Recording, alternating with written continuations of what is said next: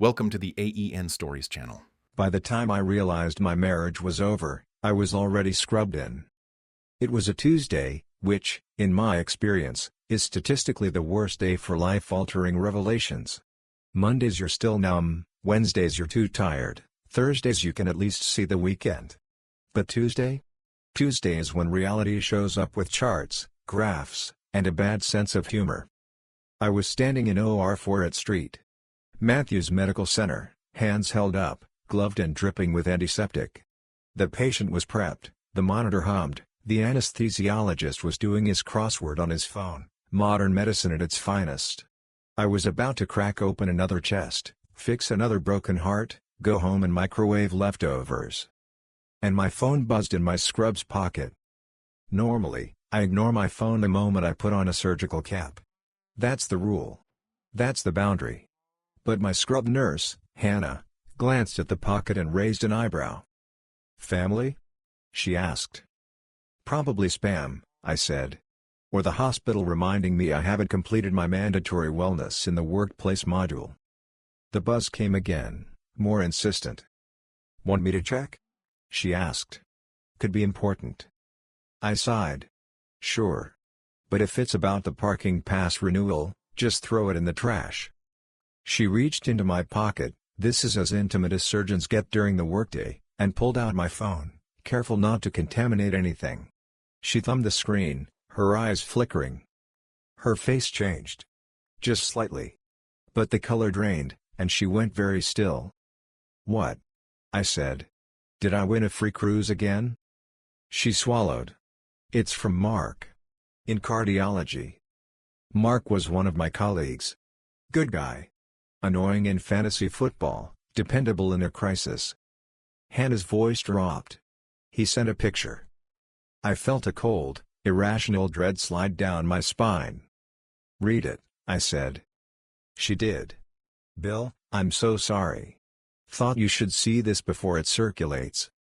She hesitated. "And?" I pressed. "There's Laura," she said slowly. "And Drive. Stein." I stared at her. For a second, her words didn't make sense as a sentence. Just floating nouns. "Together?" I asked. "In what looks like a hotel room," she said. "He's in a t-shirt. She's wearing one of those conference lanyards. They're very close." The oar faded. The beep of the monitor stretched into a distant whine. A nurse asked, "Doctor?" And it sounded like someone calling from the end of a tunnel. Laura. My wife of 21 years. Biochemist. Head researcher at the very respectable, very underfunded cardiovascular lab across the street. Frequent attendee of scientific conferences with her boss, Drive. Michael Stein. I had joked about it once. "You two should get a punch card," I'd told her. 10 conferences and you get a free latte and a breakdown. She'd rolled her eyes. "It's work, Bill. Someone has to chase the grants while you're in your heroic cardio drama over there."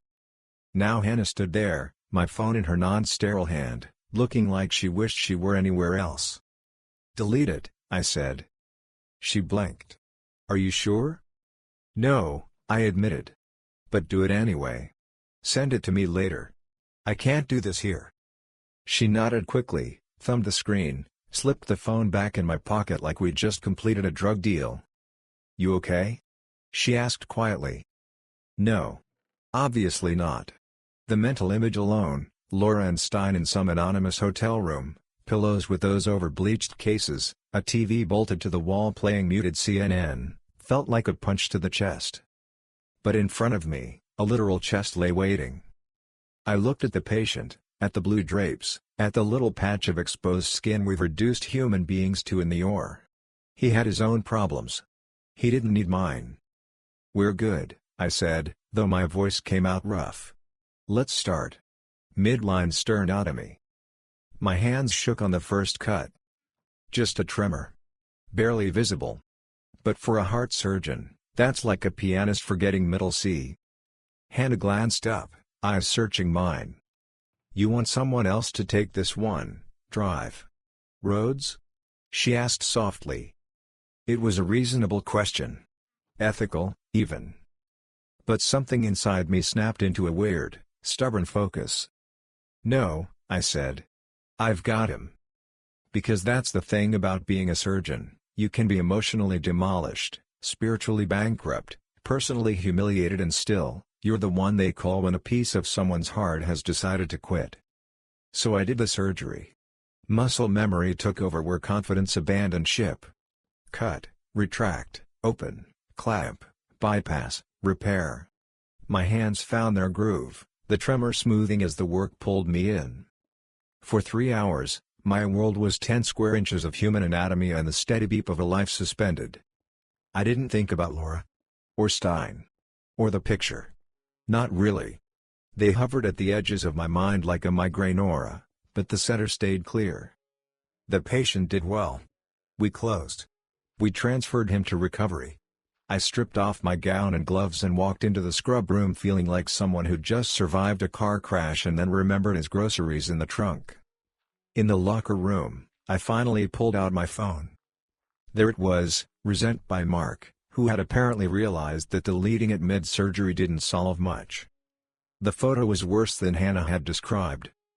Laura sat on the edge of a hotel bed, smiling in a way I hadn't seen in a long time. Stein sat beside her, closer than any boss needed to be. His arm was slung casually around her shoulders, like he'd been doing it for years. On the nightstand behind them, conference pamphlets lay scattered, a bottle of wine half empty. My heart didn't stop. It didn't even race. It just hurt.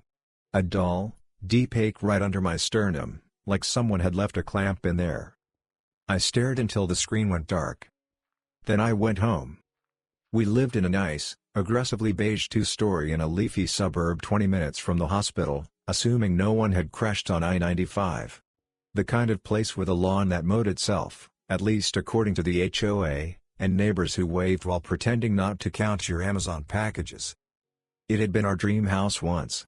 We'd picked it for the school district back when we thought we'd have kids. That never happened, biology, irony, but we stayed. We filled the extra rooms with books and guild. Laura wasn't home when I walked in, which was almost funny. Of course she wasn't. Of course she was at the lab or at a meeting or at dinner with the team.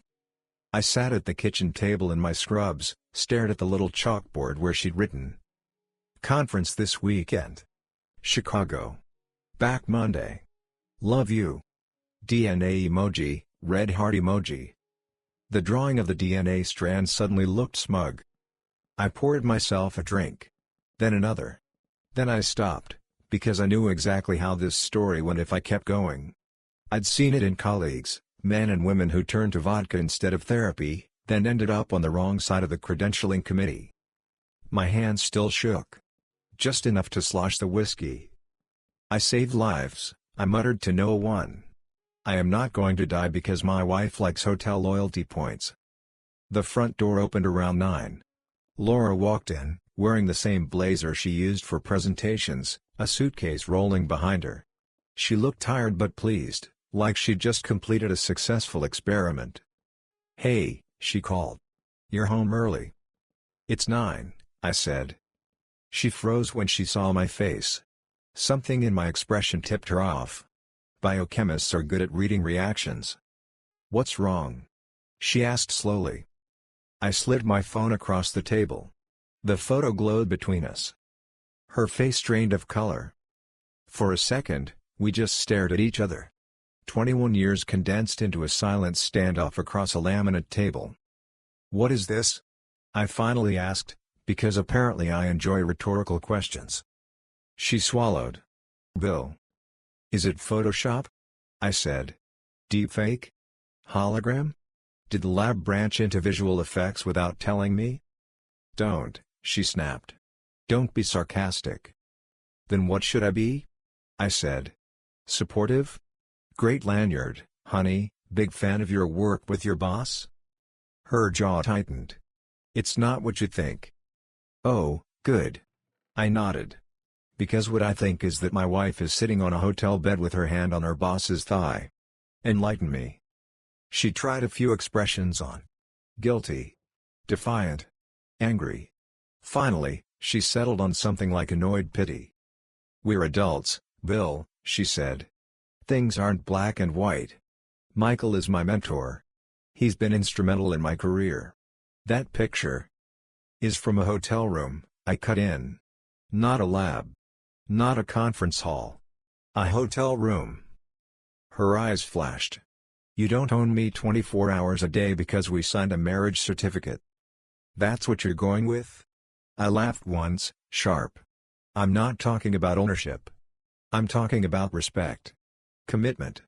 Basic not being an asshole while your husband is opening chests across town. You think I don't work? She shot back. You think what I do is easy? I live on grant proposals and rejection letters. Do you know how many times in the last year my name has been cut from a paper so some department head could put his instead? Yes, I said. I've read your angry drafts. She ignored that. Michael, he sees my potential. He puts me on grants. He takes me to conferences. He introduces me to people who can actually fund my research. Do you know what that means for me? Apparently, it means hotel photos, I said. She exhaled sharply. He is my path to grants, Bill. My path to getting my work noticed. To building something. And you? She hesitated. Then said the words that road-killed whatever was left. You're my path to surgeries. It hung there, awful and clinical. I stared at her. What does that mean? It means you're who you are, she said. You're solid. Reliable. You go to the hospital, you save lives, you come home. Your operations. Day to day. Necessary. But Michael, he's the future. He's vision. He's the reason my name is even in conversations it never would have been otherwise. And the cost of admission is what? I asked. Wine in his hotel room? Her mouth tightened. You wouldn't understand. I think I understand perfectly, I said. You want grants, prestige, your name on papers. I want my wife not to be in compromising positions with her boss in a Marriott. Don't be dramatic, she said, which was impressive, considering.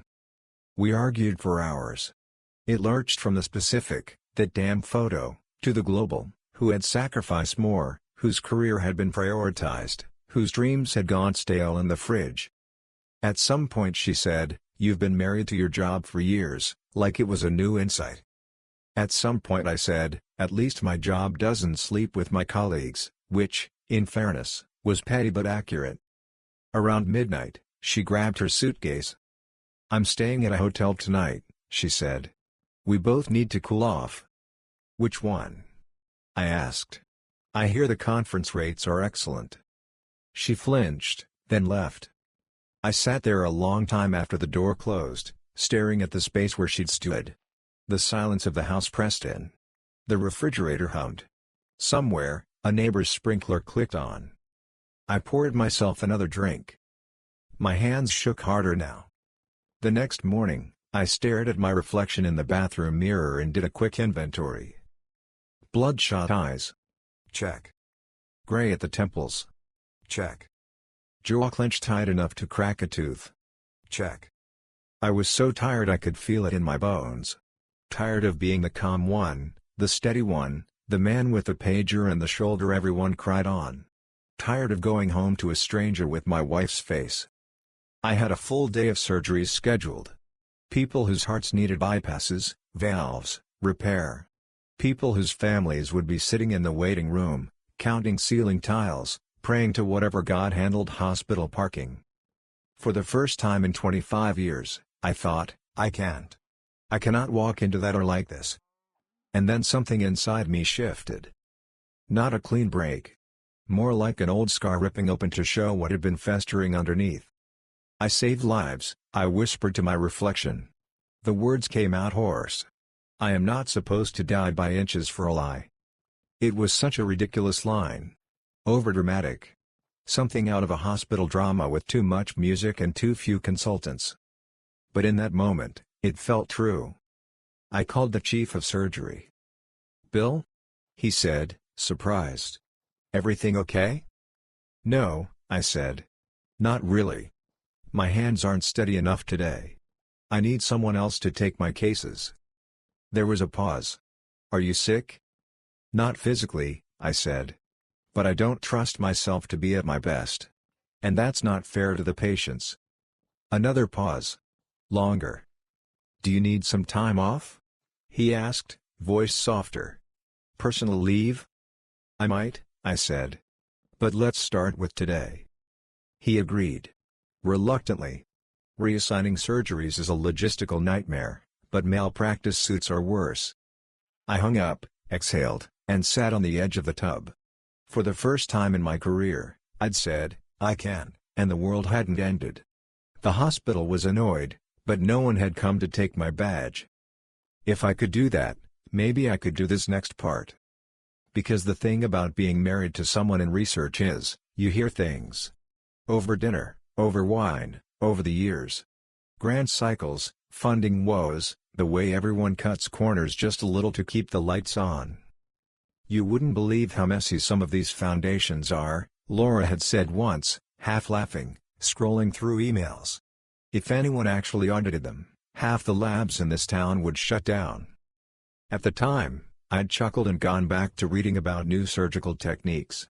Now, that sentence resurfaced like a buoy.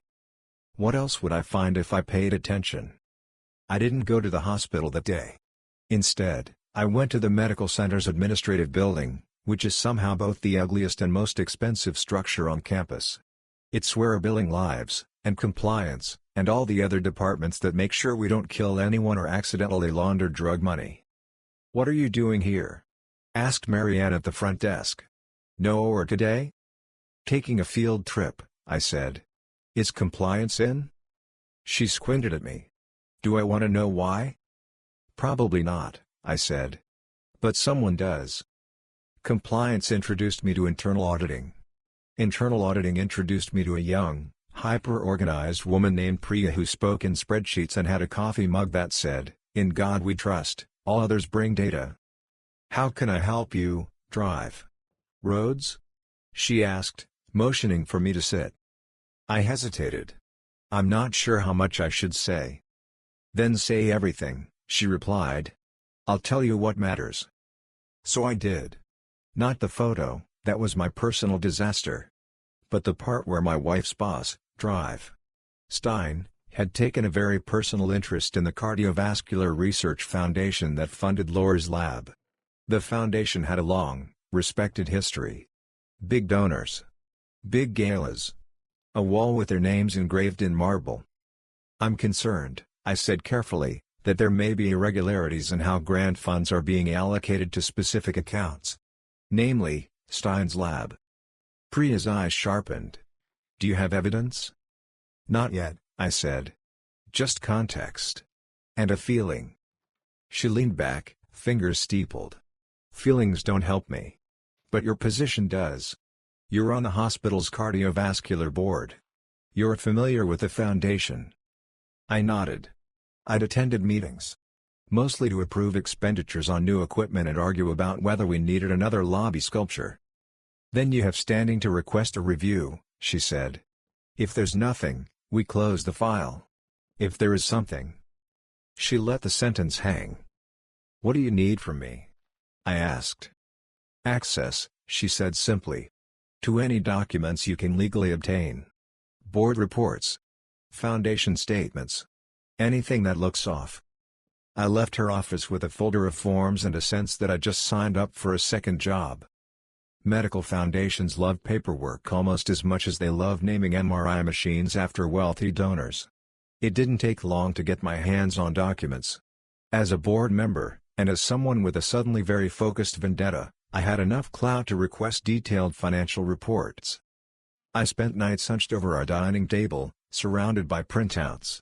Laura was rarely home. She'd taken to sleeping at the lab or crashing at a friend's place while we took space, which I'm pretty sure is academic for avoiding consequences.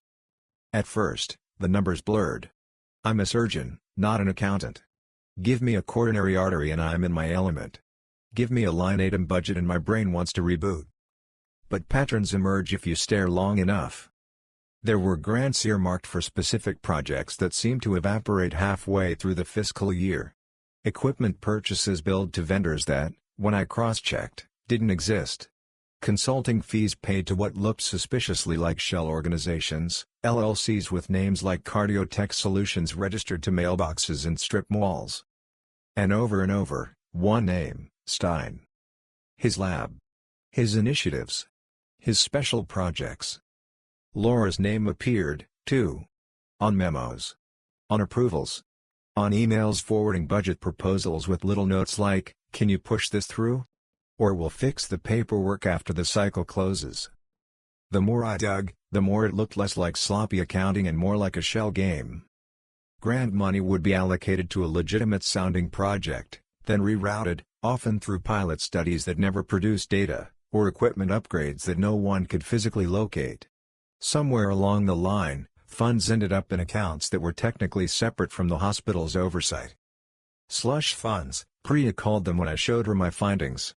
They're using legitimate grants to feed off the book's research. Or something less flattering. Is it illegal? I asked. Yes, she said simply. And also stupid. Which is my favorite kind of illegal. We built a case. Slowly, methodically. Priya looped in the hospital's legal team. They pulled external records, traced shell companies, connected dots in ways my surgery-addled brain couldn't. Laura, oblivious or deeply in denial, continued to assume her world was untouchable. "They need me," she said one night when she actually came home. "I bring in too much funding. The lab's entire pipeline depends on our work." "On Stein's work, you mean?" I said. She rolled her eyes. "On our work. He's the name. I'm the engine. You wouldn't understand." "Try me," I said. "You cut people open and fix them," she said. "It's binary. It worked or it didn't. But science isn't like that. You fudge, you round, you smooth the edges to make it presentable. You massage the data so you can get to the next experiment. Everyone does it." "Everyone doesn't create fake vendors," I said. She stiffened. "What are you talking about?" "Cardiotech Solutions," I said. "Synbio Innovations. The consultants who never seem to show up in person. Ringing any bells?" Her face went very still. "You've been snooping?" "I've been reading documents I have every right to read as a board member," I said. "And as the husband of someone signing off on them." Her shoulders squared, defensiveness flaring. "You don't know what you're looking at." "That's why I brought it to compliance," I said. The color drained from her face. "You what?" Her voice came out then. "I gave everything to the medical board," I said quietly. "The internal auditors. Legal. They're reviewing it now." "You had no right," she snapped. "Do you have any idea what you've done? You've put my entire lab at risk. All my work. All my people." "I'm not the one who built it on fake invoices," I said. She stared at me like she'd never seen me before. "They'll protect us," she said finally, grasping for solid ground. "They need Stein. They need the lab's prestige. They won't let this blow up. They can't." She sounded so sure. So entrenched in the belief that institutions always protect their own if those own bring in enough money. Maybe sometimes they do. But institutions also really hate being embarrassed. And if there's one thing a public funding scandal does, it's embarrass. The medical board met in a conference room that looked exactly like every conference room I'd ever seen: beige walls, long table, bad coffee. Only this one had the power to end careers and programs with a couple of votes. I sat at one end, flanked by lawyers and compliance officers. On the other end, Stein and Laura sat together, their lawyer between them, slick, angry, expensive. Stein looked smaller without his lab coat. Just a middle-aged man in an ill-fitting suit, receding hairline, tired eyes. I almost felt sorry for him. Almost. The board chair, an older woman with a spine made of titanium and policy manuals, called the meeting to order. "Drive. Rhodes," she said, "thank you for bringing these concerns forward." "Thank you for taking them seriously," I said, hands folded to keep them from betraying any tremor. They went through the findings. Priya presented the audit, her voice calm, precise, merciless. She showed slides of money flowing from donors to the foundation, from the foundation to Stein's lab, From Stein's lab to phantom vendors and shadow accounts. Every time Laura's name appeared next to a signature or approval, I felt something twist in my chest. These appear to be deliberate misrepresentations, Priya concluded. Funds intended for specific research projects were diverted to unauthorized uses. In some cases, we cannot account for where the money went. Stein's lawyer jumped in, of course.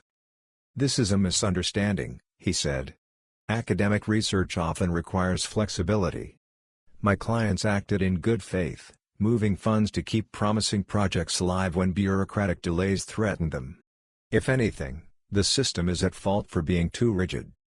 Rigid is another word for legal, the board chair replied dryly. Laura spoke up then, voice trembling but defiant. We're trying to cure disease, she said. Heart failure, genetic disorders. Do you think that waits for your paperwork to process? We had to be creative. If we didn't move the funds, those projects would have died. Isn't that a bigger crime? There are legal ways to reallocate funds, another board member said. Request amendments.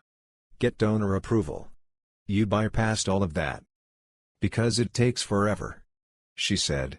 We're competing with labs across the country, across the world. If we don't publish first, we lose. We lose grants, staff, patients who could benefit from what we're doing. You also lose when you commit fraud, the chair said. The word hung in the air. Fraud. Heavy and final. Stein shifted, sweat beading on his forehead. This is overblown, he muttered. We can fix this. Move some numbers. Issue a statement. This is not a PR problem, drive. Stein, the chair said. This is a legal and ethical violation. Donors entrusted us with their money. Patients trusted us to honor our commitments. You violated that trust. The board went into closed session.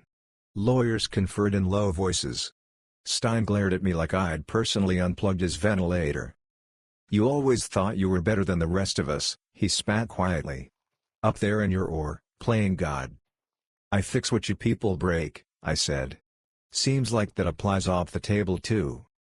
Laura just stared straight ahead, jaw clenched, eyes shiny but unwilling to roll a single tear for this audience. When the board returned, the verdict was swift. The lab was to be shut down pending further investigation. All projects paused. An external forensic audit would be conducted. The case would be referred to state and federal authorities as appropriate. Stein's privileges were suspended. His role as lab director terminated. Laura was dismissed from her position effective immediately. They would review whether her actions warranted reporting to federal grant agencies, which, in the world of science, is a bit like being excommunicated. She stared at the table as they read the decision. When they finished, she looked up, straight at me. This is what you wanted, she said. Not a question. No, I said quietly. I wanted you not to be part of this. But you were? You think you're a hero, she said. But you've just shut down life-saving research because your feelings were hurt. Let me be very clear, the board chair cut in. We shut down the lab because you broke the rules governing public funds. Emotional injury is not part of the policy manual. Laura stood, gathering her bag with shaky hands. Stein followed, already on his phone, probably dictating an angry email to his lawyer. They left without another word to me. I sat there as the room emptied, feeling weirdly calm. Not triumphant. Not vindicated. Just done. The weeks that followed were a blur of fallout. The closure of the lab hit the hospital like a small earthquake. Grants were frozen. Graduate students scrambled to find new mentors. Donors called, angry and confused, wanting to know if their money had funded flights to Cancun. The local paper ran a story with a headline like, Cardio Research Lab shut down over funding irregularities. They used a picture of the lab's sign in front of the building, not any of the people involved. For that, I was grateful. Public humiliation on top of everything else would have been too much. At home, Laura packed her things slowly, as if dragging out the process could change the outcome. You could still tell them it was a misunderstanding, she said one night, standing in our bedroom with a half-empty box on the bed. You have influence. They listen to you. I told them the truth, I said, sitting in a chair, feeling older than my 49 years. That's all I'm going to do. They'll blacklist me, she said. No one will hire me with this on my record. I'm sorry, I said. And I was. On some level, beneath the rage and disappointment, I mourned the brilliant, idealistic grad student I'd fallen for 2 decades ago. The one who believed in science like other people believed in religion. You're not sorry, she snapped. You wanted to punish me. I wanted to stop fraud, I said. The fact that you were in the middle of it, that part hurts. But this wasn't about revenge. If it were, I would have sent that hotel photo to everyone on the board. She flinched. You wouldn't. I didn't, I said. Which should tell you something. She finished packing in silence. When she left, suitcase rolling behind her, she didn't look back. Our house felt bigger without her. And emptier.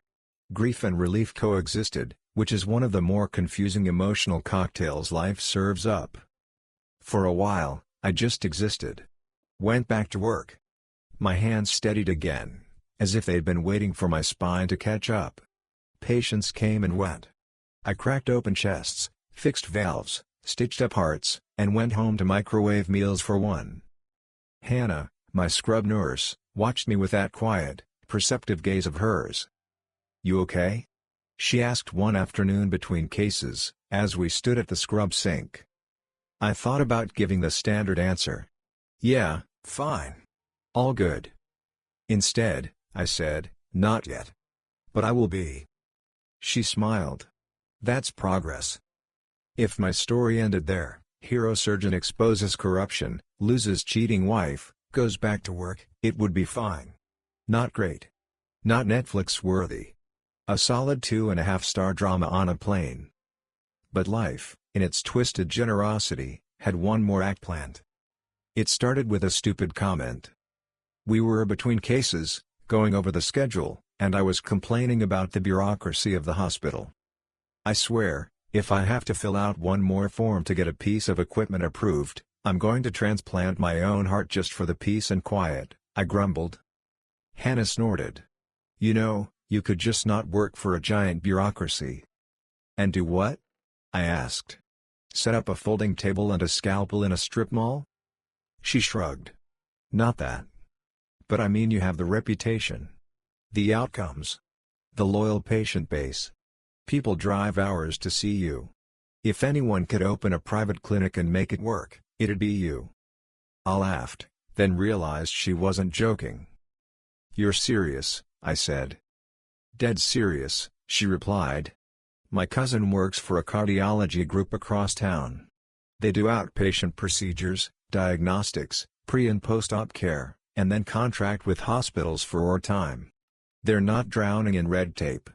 They actually see their kids. I don't have kids, I pointed out. Metaphorical kids, she said. Hobbies. Sleep. The idea lodged in my brain like a wayward stent. A clinic. My own place. A chance to build something not controlled by 1,000 committees and 3 different billing departments. To create a space where patients felt seen, not processed. Of course, it was insane. A massive financial risk. A logistical nightmare. I'd be trading one kind of stress for another. I'd need partners, investors, a building, staff, insurers willing to track me down outside the mothership. You're thinking about it, Hannah said, smirking. I'm thinking about how ridiculous it is, I said. And? She pressed. And how it might not be, I admitted. We started talking specifics. Casually at first. If there were a clinic turned into when the clinic opens faster than I expected. Turned out, Hannah had been thinking about leaving for a while. I love the work, she said. I love the OR. But I'm tired of 3 a.m. trauma cases because some guy decided to mix cocaine and cheeseburgers. I want something sustainable. Something where I can actually plan my life more than 12 hours in advance. We began sketching things out on napkins in the hospital cafeteria. What services we'd offer, diagnostics, consults, cardiac rehab, minor procedures. What we'd outsource, imaging, major surgeries at affiliated hospitals. What kind of environment we wanted, calm, patient-centered, human. I want a waiting room that doesn't feel like purgatory, I said. Maybe some decent coffee that isn't burnt battery acid. And chairs that don't squeak like they're judging your cholesterol, Hannah added. We talked to lawyers, to financial advisors, to other doctors who jumped ship from big institutions to smaller practices. Some warned us off. Some cheered us on. No one said it would be easy. But after everything, the scandal, the divorce, the late-night audits, not easy didn't scare me anymore. So I did the thing I'd never imagined I'd do. I resigned from my full-time position at Street Matthews. I'll still take cases as an affiliate, I told the chief. Use your oars. Bring you patients who need open-heart procedures. But the day-to-day, I want to run it my way. He sighed. We're going to lose you to the dark side of private practice. Think of it as a satellite, I said. We'll still be in orbit. We found a building, a tired old clinic space on a corner not far from the hospital, with ugly carpet and surprising potential. We gutted it. Painted it. Put in comfortable chairs that did not judge anyone's cholesterol. Hannah picked out plants that could allegedly survive anything, including fluorescent lighting and medical drama. We called it Rhodes Heart Vascular Center because I am not creative with names, and branding agencies are expensive. Patients followed. Slowly at first, then more. They liked the shorter wait times, the way we treated them like people instead of billing codes. I haven't had a doctor look me in the eye in 10 years, one older gentleman said, teary-eyed after a routine follow-up. Whatever you're doing here, don't stop.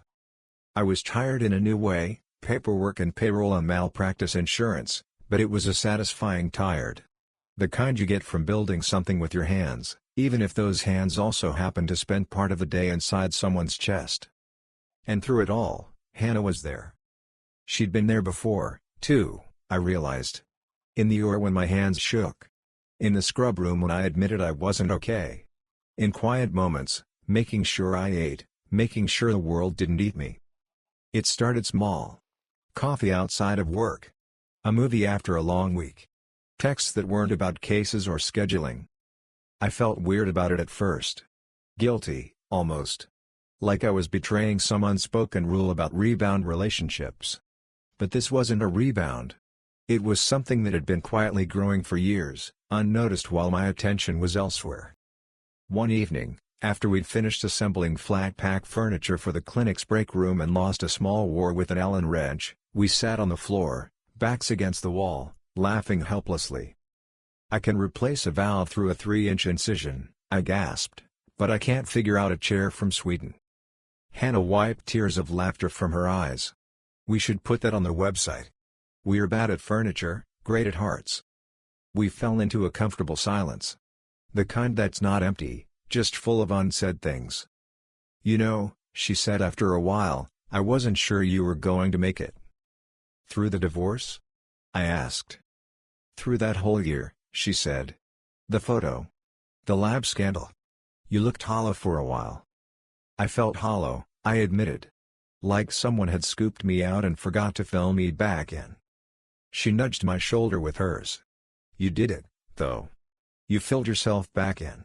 With this place. With work that's actually yours. I turned to look at her. You were a big part of that, I said. She met my gaze steadily. Good. Because I plan on sticking around. It wasn't a grand declaration. No soundtrack swelled. No montage played. But in that fluorescent-lit break room, surrounded by half-assembled furniture and the faint smell of paint, something clicked into place.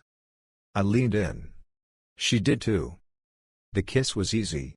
No drama. No guilt. Just two people who'd been standing side by side for a long time finally turning to face each other. We got married a year later. Small ceremony. Second time around for both of us. She'd had a brief early 20s starter marriage, I'd had Laura. We didn't need fireworks. We had decent catering and friends who'd seen us at our worst and still showed up in nice clothes. At the reception, if you can call a backyard with string lights a reception, someone clinked a glass and demanded a speech. Hannah shook her head vigorously. No way, she said. Bill's the one with the God complex. Let him talk. So I did. I looked out at the faces, colleagues, patients, family, the odd hospital administrator, and cleared my throat. A few years ago, I said, I thought my life was over. Not in the dramatic, or code blue way. In the slow, quiet way. The way where you wake up and realize the person you thought you knew is a stranger, and the job you thought defined you doesn't fit anymore. People shifted, some of them knowing exactly what I was referring to. I found out my wife was sleeping with her boss in a hotel room, I continued. And that they were committing grant fraud on the side. 10 out of 10, do not recommend. Laughter rippled through the crowd. Even the chief of surgery, who technically shouldn't laugh at grant fraud, smirked. At the time, it felt like the worst thing that could happen, I said. My hands shook. I thought I'd have to quit doing the one thing I'm actually good at. I thought I'd lost my marriage, my reputation, my future. I turned to Hannah, who was watching me with that same steady, amused gaze she wore in the OR. But it turns out, I said, that sometimes you have to have your chest cracked open to fix what's wrong. Sometimes you find rot where you thought there was strength. And sometimes, if you're very, very lucky, you discover there's still a strong heartbeat underneath all the scar tissue. I took her hand. This woman, I said, squeezing it, stood next to me in the OR when my hands shook. She called me on my crap when I pretended I was fine. She helped me build a place where I could keep doing what I love without losing myself. And she somehow agreed to marry me, fully aware of my snoring and my terrible taste in TV. More laughter. She rolled her eyes, but her smile was wide. I thought my story was over, I finished. Turns out, it was just a really messy middle. So if there's anything to take from this, besides don't commit grant fraud, it's that you can survive more than you think. You can lose what you thought you couldn't live without and still find something better on the other side. Something solid. Something honest. Something that makes all the bad chapters feel like setup. I raised my glass. To second chances, I said. To steady hands. To nurses who save surgeons as much as patients. And to bad stories that, eventually, we can laugh about. Everyone toasted. Someone started the music. The dog stole an unattended slider. Later, when the lights were dim and the guests had gone home, I stood in the doorway of our clinic, looking at the sign with my name on it. Rhodes Heart Vascular Center. It still felt strange. Still felt a little like I was playing dress-up in my own life. But it also felt right. Hannah slipped her arm around my waist. "Hey, drive. Rhodes," she said. "You look like a man contemplating his empire." "Empire's a strong word," I said. "More like a very well-run outpost." She smiled. Either way. Not bad for a guy who thought a cheating biochemist was the end of the world. "Hey," I protested. In my defense, it was a very convincing ending at the time. She kissed my shoulder. "Good thing you stuck around for the sequel." "Yeah. Good thing. Because it turns out, the worst year of my life was just exposition. The real story, the one where I stop dying for someone else's lies and start living my own truth, was just getting started." Thank you for listening my story. If you want more raw, real, and gripping stories like this one, subscribe to the AEN Stories channel. Your support keeps these stories alive.